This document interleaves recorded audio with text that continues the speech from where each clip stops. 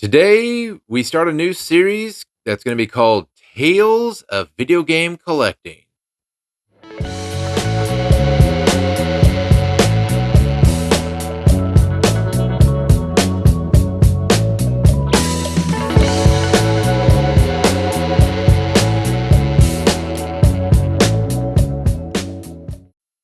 Hello, and welcome back to the Geek Cabal channel. My name is Jim, and today we're going to start a new show, well, new episode or new something. I don't know what you want to call it. Where we're just going to kind of go over just tales of video game collecting. Right now, obviously, these will be my tales, but if we do have other people that join in at some time, we can let them provide their input, and maybe we'll expand it to tales into gaming in general. So I don't know. We'll see.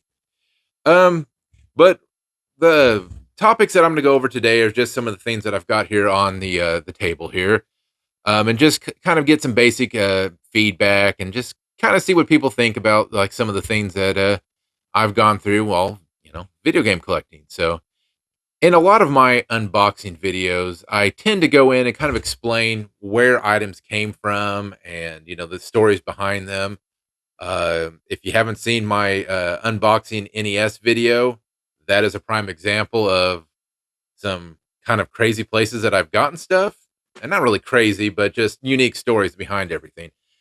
And I think that's one of the great things about, even thrifting in general is being able to have these stories on how you found this great this great item. Um, and I'll probably have a bunch of tales that I will lay out at some point in these episodes.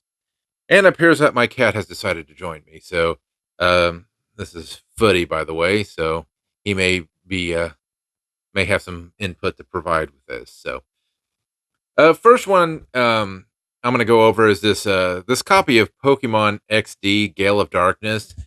Now this one I believe I had bought in a auction lot, not even an auction lot, a lot at a yard sale. Um, and at the time when I picked it up, I don't think it was actually worth very much. Um, and well, now in good condition, complete condition, they go for quite a bit of money. Now, I did actually have mine complete, manual, everything, but uh, it looked like somebody had stabbed the game box with a knife or something, and water and moisture and everything had gotten into it and pretty much destroyed most of the packaging that was there. So this is all a reproduction case. Now the game 100% genuine, but the box is 100% reproduction. Now, one of the issues with collecting video games, especially when people want to collect, in the box, is stuff like what I did here. And some people will say it's, the worst thing you can possibly do in the game market is to have reproduction. So I've even had this with some of my games where the labels were just destroyed and I put a new label on it.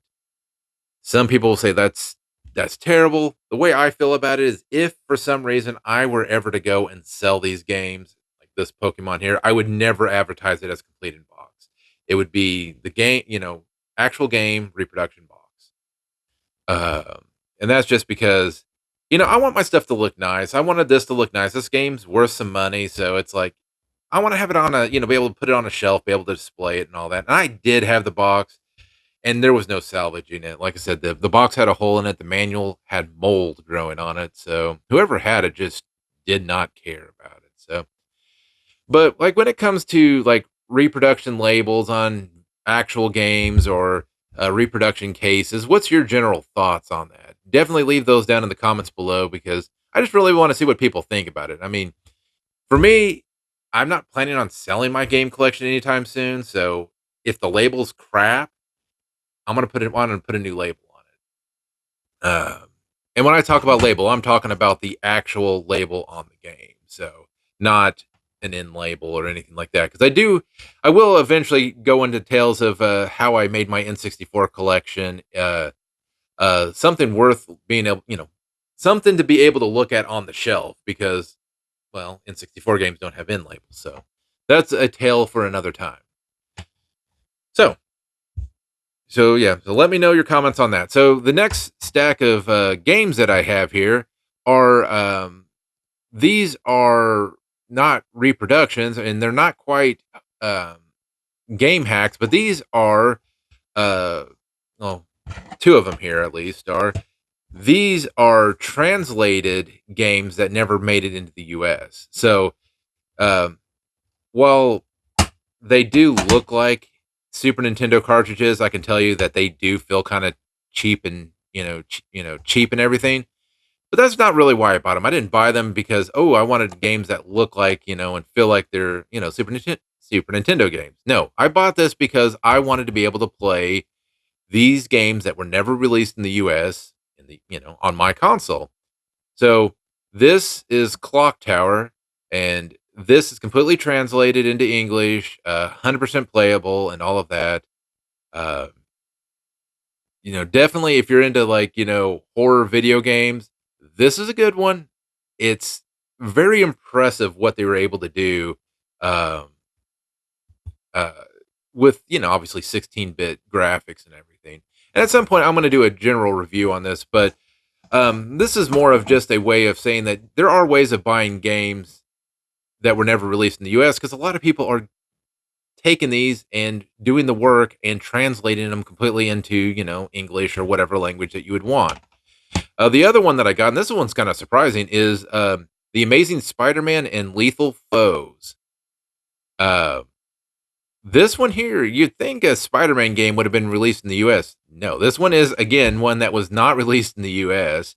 So, these are translated games that were brought over, and these are definitely things that I like to pick up. But as far as value goes on these are obviously all reproductions.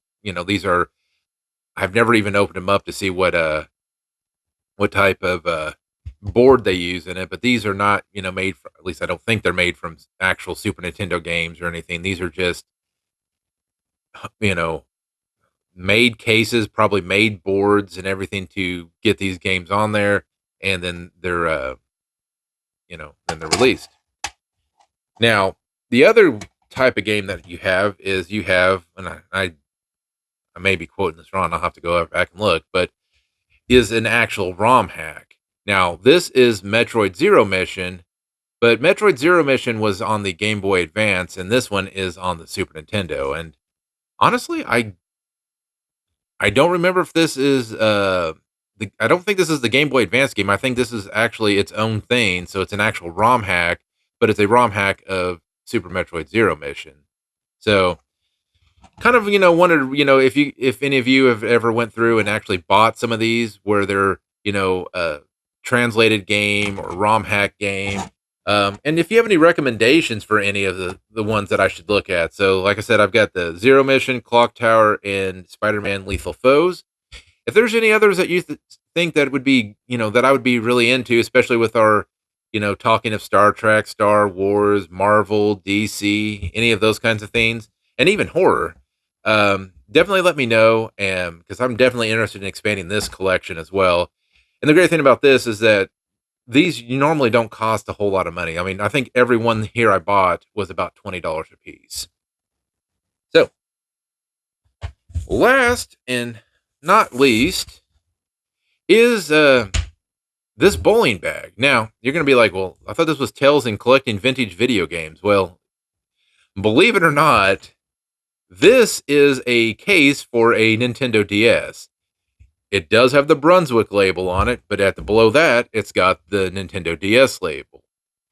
And so the idea is that you can store your DS in here. So the top part, it's even got the little strap to hold the little Velcro there to hold the two straps together, like you would have on a bowling bag. But in here is where you can store like the games and the accessories. So there's little nets in here for different things. And then at the bottom is where you store your Nintendo DS. Now, there is, again, a little strap down there to hold your Nintendo DS from falling out. But if you wiggle it out here, the great things about doing stuff on camera is that nothing wants to cooperate. So, Nintendo DS. Now, one question people are probably going to have is, why do you have a pink Nintendo DS? Well, there is a very, very good reason for that. So many, many, many moons ago, I worked for a company, and we were getting ready to move from one office to a new office. And one of the things that we had to do is we had to go through, the stuff that was in the old office, and in the lost and found that people didn't even realize was there. I mean, this thing had to been there for 2 or 3 years. Was a Nintendo DS, and this one in particular. And we were like, that is that. And I mean, like, no one ever came back for it. No one ever mentioned that, hey, there was a Nintendo DS in the lost and found. And I mean, we were like moving out of this office and moving, like I said, completely across town and everything. So we sat and we said, okay, let's set it out. Let's see if anybody, comes and claims it. I mean, and 3 months later, and still nobody. I mean, we had this thing setting out. Nobody came in and said, hey, I'm missing this, or hey, this is, whatever. So finally, they're like, well, Jim, you collect the video game stuff, and this is pretty obscure. Pretty obscure. So if you're interested, go ahead and get it.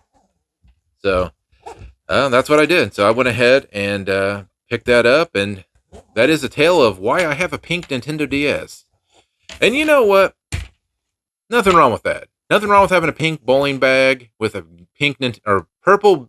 My gosh, if I could speak, purple bowling bag with a pink Nintendo DS inside it. Because I am confident enough in my masculinity, I can rock this no problem. So, but yeah. So the idea that I want to have with this show, or this, show, it's a show, is that I want to be able to take things that would be probably not big enough for their own videos and just kind of be able to lay them out. And I mean, I've been collecting for over a decade. Most people if I told them that the very first console that I went after to find for my collection was a Philips CDI, they probably think I'm stupid, which I was, um, but I got it back in a time when it was actually affordable to buy a Philips CDI and all of the games. So that will be a tale for another time, and I've got plenty of other stories to tell. So, but that is all that I have for this episode. So definitely let me know what you think. Let me know what you think about this idea of a show. And if there's other, if you'd like to definitely see more, let me know. But anyways, do the normal YouTube stuff. Make sure you like, comment, share, and subscribe, because I'm pretty sure we're going to hit that 300 mark, but let's go for 350 before the end of the year. Pretty ambitious, but I think we can do it. Anyways, this has been Tales in Video Game Collecting, and we'll see you on the next one.